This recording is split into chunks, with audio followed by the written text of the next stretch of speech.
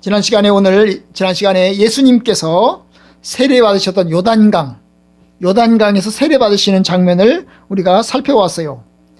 요단강은 우리나라 한강처럼 길이는 꽤 길지만 넓이는 한강보다 굉장히 좁아서 내천, 이렇게 냇물과 같은 그런 정도의 강입니다. 비가 올 때는 그 강이 넘치지만, 그 내천이 넘치지만, 비가 안 올 때는 아주 얇아가지고 비가 찰랑찰랑해가지고 한 1m 정도, 뭐 50cm 이 정도에서 건너서 건너갈 수도 있는 그런 정도의 강입니다. 그런데 예수님은 바로 그 강에서, 요단강에서 세례를 받으셨습니다. 누구에게? 요한에게 세례를 받으셨죠. 예수님은 죄가 없으셔서 세례 받을 필요가 없었지만 세례 요한에게 자청해서 세례를 받으셨습니다. 왜요? 바로 죄인인 우리의 자리에 주님께서 같이 서신 겁니다. 죄인의 반열에 서심으로 예수님께서 이제 죄인 취급을 받으시면서 우리의 죄를 다 짊어지신다는 그런 뜻을 가지고 있습니다. 게다가 예수님은 세례 받으실 때 아버지의 음성, 이는 내 사랑하는 아들이다 하는 아버지의 음성, 그리고 성령이 비둘기같이 내려오시는 그 모습, 이걸 통해서 예수님께서 하나님의 아들이심을, 메시아이심을 온 천하에 드러내시는 아주 중요한 그런 공식적으로 하나님의 자녀, 아들인 것을, 하나님의 독생자인 것을 드러내는 그런 자리인 것을 우리가 지난 시간에 살펴볼 수 있었습니다. 자, 오늘은 이제 예수님에게서 중요한 장소인 그 장소 하나, 바로 광야에 대해서 보려고 합니다. 오늘 본문에 보면 성령께서 곧 예수를 광야로 몰아내셨다. 그래서 예수님이 33절에 보니까 광야에서 40일을 계시면서 사탄에게 시험을 받으셨다. 그래서 광야를 생각해 보려고 합니다. 여러분, 광야가 뭘까요? 광야는 이제 사막처럼, 모래사막은 아닙니다. 사막은 이제 일반적으로 모래사막이잖아요. 모래사막은 아니고 뭡니까? 돌과 자갈과 이런 어떤 흙들이 많은 그런 땅을 이야기합니다. 나무는 거의 없고, 거기다가 물도 거의 없고, 그래서 사람 살지 못하는 그런 땅입니다. 양식도 없습니다. 집도 없습니다.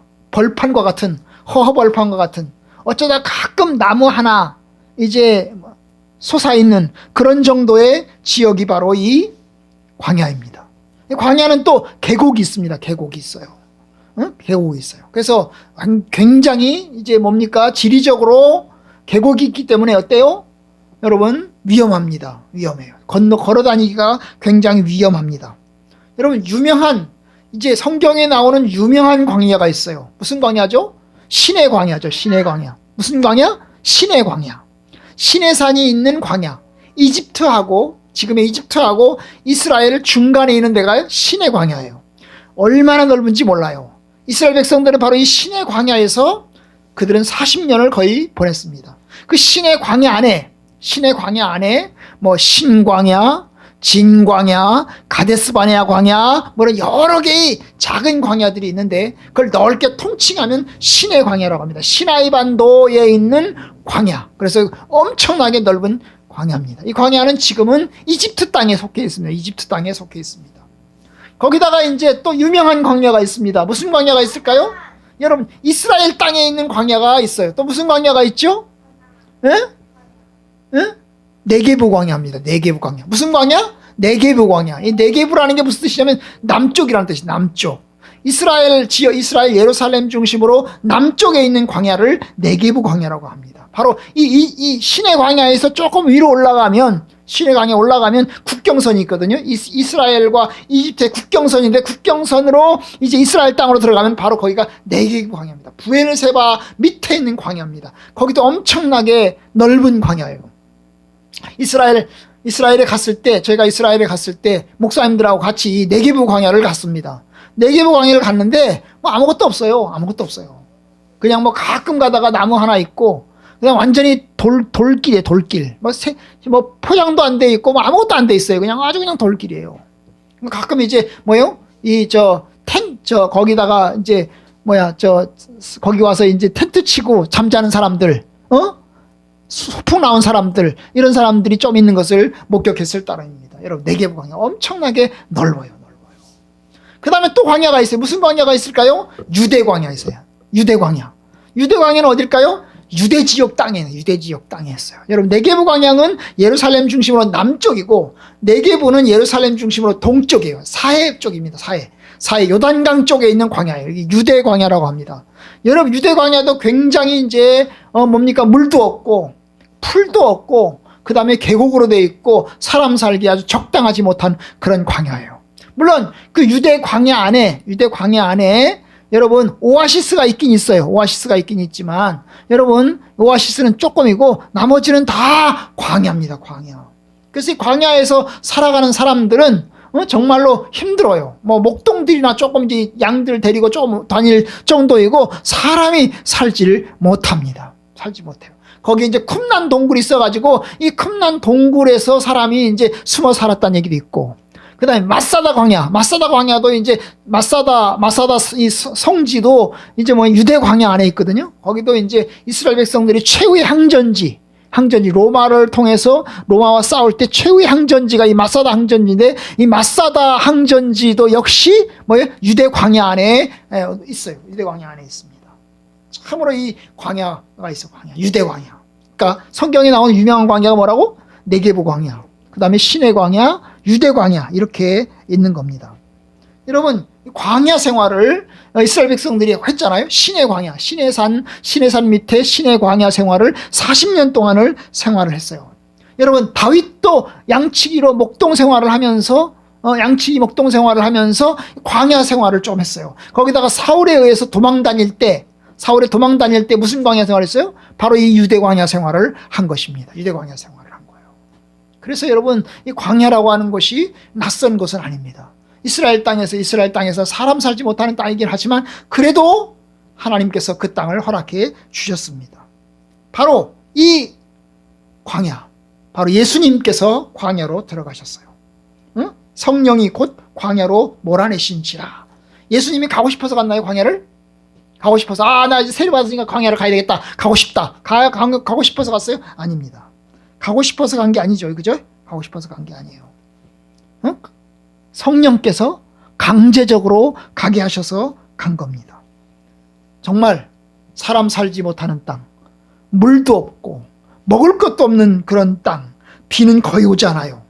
겨울철에만 비가 잠깐 와요. 겨울철에 비가 잠깐 와도 그 비는 물속으로 다 스며들어 버리기 때문에 그냥 남아있질 않아요. 그런데 바로 이 황량한 유대 광야에 예수님께서 세례를 받으시고 들어가셨습니다. 들어가셨어요. 성령께서 강제적으로 들어가게 하신 거죠. 금식하고 싶어서 간 게 아니죠. 성령께서 광야로 몰아내셨어요. 몰아내셨습니다. 몰아냈단 말이 뭐예요? 강제적으로 가도록 밀어낸 거죠. 하나님의 강권한적인 역사가 있었던 것입니다. 왜 하나님께서 세례받으신 예수님을 광야로 몰아내셨을까요? 강제적으로 성령께서 예수 그리스도를 이제 광야로 가도록 했을까요? 여러분, 여기에 구속사적인 의미가 있습니다.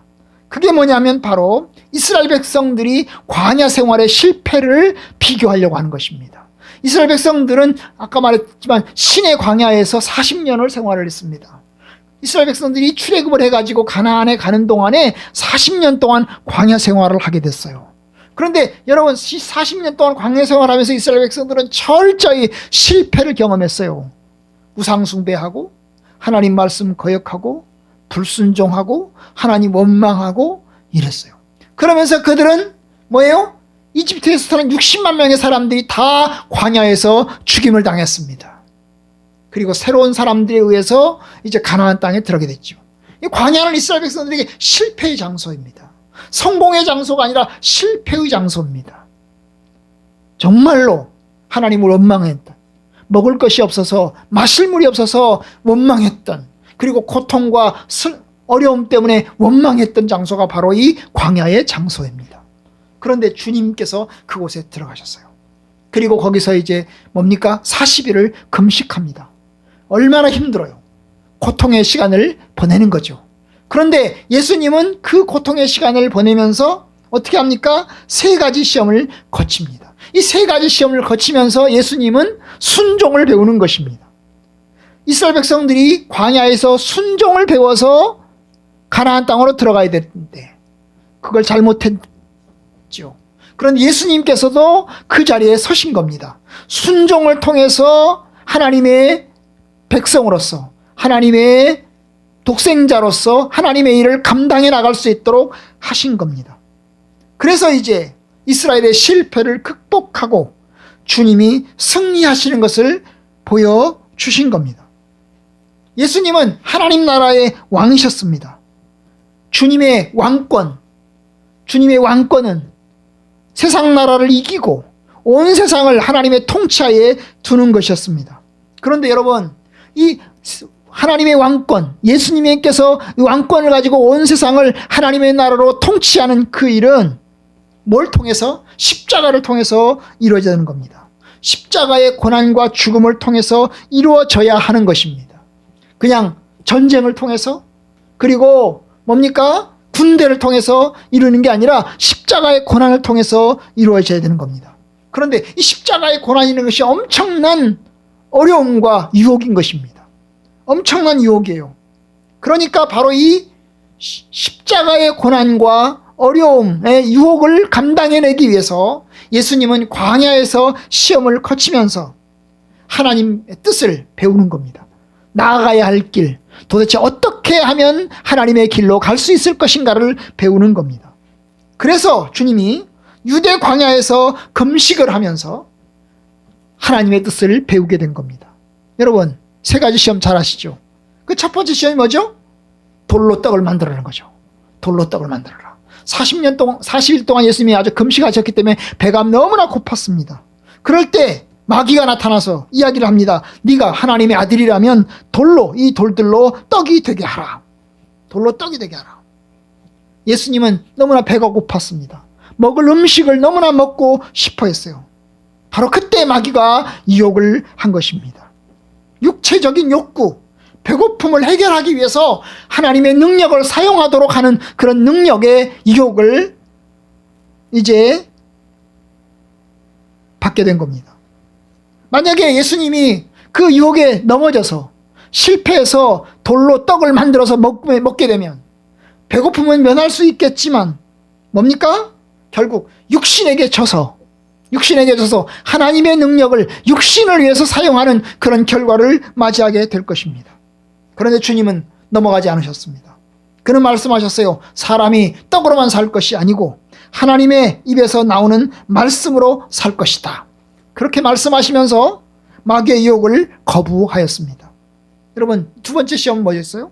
두 번째 시험은 성전 꼭대기로 예수님을 데리고 가서, 아마 환상 속에서 데려갔을 겁니다. 성전 꼭대기로 데려가서 하나님의 아들이라면 뛰어내려라. 그러면 천사들이 보호해 줄 거다. 받아줄 거다. 그런 유혹을 하게 된 것입니다. 네가 하나님의 아들이니 천사들이 보호해 줄 거다. 네가 뛰어내려도 보호해 줄 거다. 그래서 뛰어내림을 통해서 하나님의 아들임을 증명해내라. 이런 요구를 한 것입니다.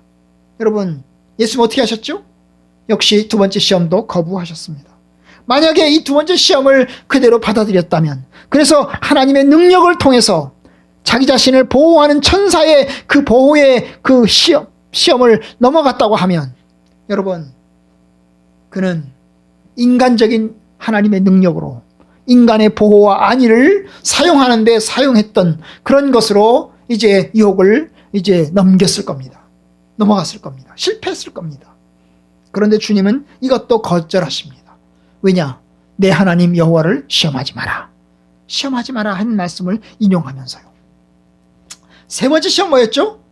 세 번째 시험 뭡니까? 세 번째 시험은 저 높은 산, 아마도 헐몬산일 텐데, 이스라엘의 가장 높은 산 꼭대기로 예수님을 데려가서 예수님에게 세상 천하 만국의 영광을 다 보여주면서 이야기합니다.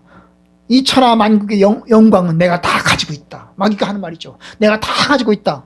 그러니 네가 나한테 절하기만 하면 내가 이 천하 만국의 영광을 내가 다 너에게 다 주겠다. 다 주겠다. 여러분, 이 천하 만국의 영광을 어떻게 얻을 수 있습니까? 여러분, 하나님의 뜻은 뭡니까? 십자가를 통해서만 얻을 수 있어요. 십자가의 죽음과 고난을 통해서만 얻을 수가 있는 거예요. 그냥 절한다고 해서 얻을 수 있는 게 아닌 것입니다. 그런데 그걸 주겠다고 마귀가 유혹을 합니다.